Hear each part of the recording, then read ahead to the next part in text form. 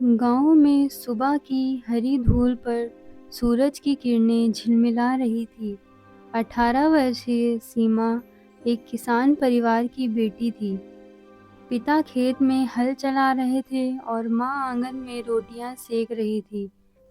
सीमा के सपने बड़े थे, पढ़ाई और शहर में कुछ बड़ा करने का, पर सीमित संसाधनों और समाज की उम्मीदों ने उसे डगमगा दिया।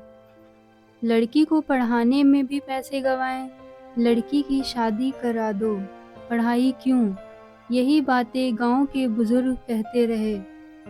सीमा के मन में डर बैठ गया कि क्या वह सच में आगे बढ़ सकती है। एक दिन गांव में आई मिस रीता, एनजीओ की शिक्षा कर्मी, जिन्होंने सीमा को पढ़ाई के लिए शहर भेजने का प्रस्ताव रखा। उन्होंने बताया कि पढ़ाई से ही गरीबी की जंजीरों को तोड़ा जा सकता है। मिस रीता का आत्मविश्वास सीमा के भीतर दीपक जला गया। सीमा ने हिम्मत जुटाई और एक छोटे शहर की सरकारी कॉलेज में व्यापार और वाणिज्य विज्ञान के कोर्स में दाखिला लिया।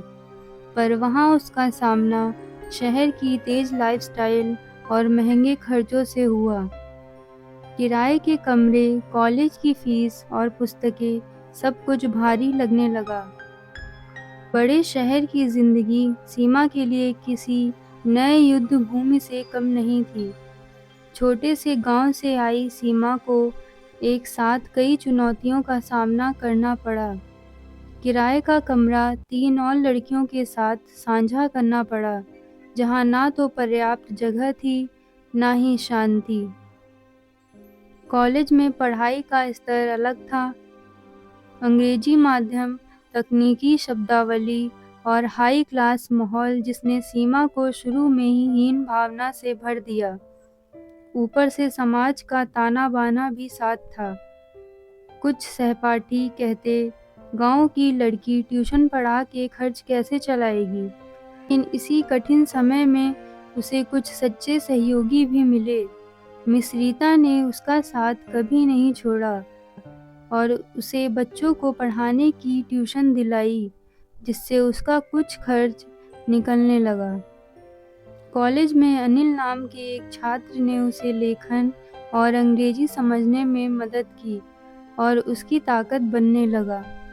चुनौतियां थीं, लेकिन इन्हीं में से कुछ रिश्ते और अनुभव ऐसे बने जिन्होंने सीमा को टूटने नहीं दिया। समय बीतता गया, योजना बनी कि अगर कॉलेज की फीस और खर्च पूरे नहीं हुए तो उसे गांव वापस जाना पड़ेगा। एक दिन उसके मन में यह खतरा आया, अगर वह फेल हो गई या पैसा नहीं जुटा पाई तो यह सोचकर उसकी नींद उड़ गई। फाइनल परीक्षाओं से 1 महीने पहले मैनेजमेंट के पेपरों में से एक इतना कठिन निकला कि सीमा को डर लगने लगा कि एक पेपर की वजह से पूरा परिणाम खराब हो जाएगा। गहरी रात में वो गांव वाले पुराने हॉस्टल रूम में कंप्यूटर स्क्रीन के सामने घंटों बैठी नोट्स, पीडीएफ, ऑडियो ट्यूटोरियल्स साथ ली और उसने दिन रात एक कर दिया।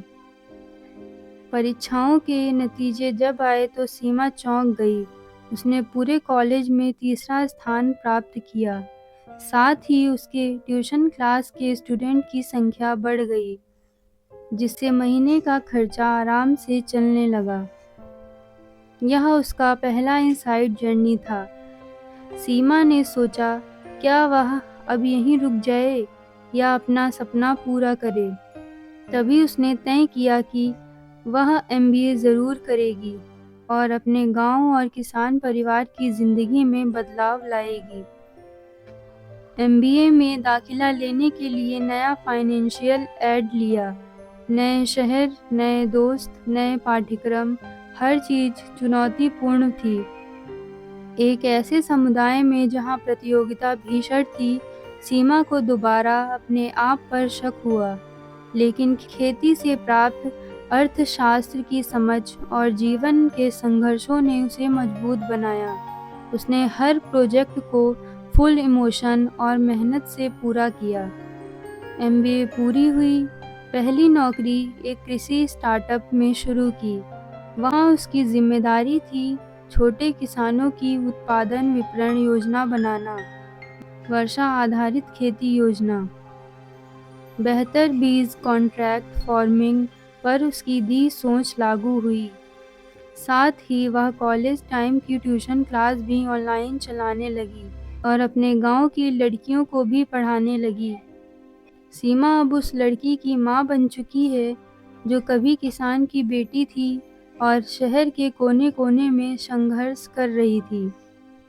आज वह करोड़ों रुपए के कृषि प्रोजेक्ट चला रही है, लेकिन उसकी सबसे बड़ी उपलब्धि तो है सबसे छोटे किसान तक यह विश्वास पहुंचाना कि सीख, मेहनत और ज़िंदगी कठिनाइयों में छुपा हर सबक उन्हें आगे बढ़ा सकता है। कभी हार मत मानो, जब तक तुम कोशिश करते रहोगे, तुम्हारी ज़िंदगी की कहानी आर्थिक स्तर पर खेती की सूखी धरती पर भी एक हरे भरे किसान के खेत की तरह खिल उठेगी।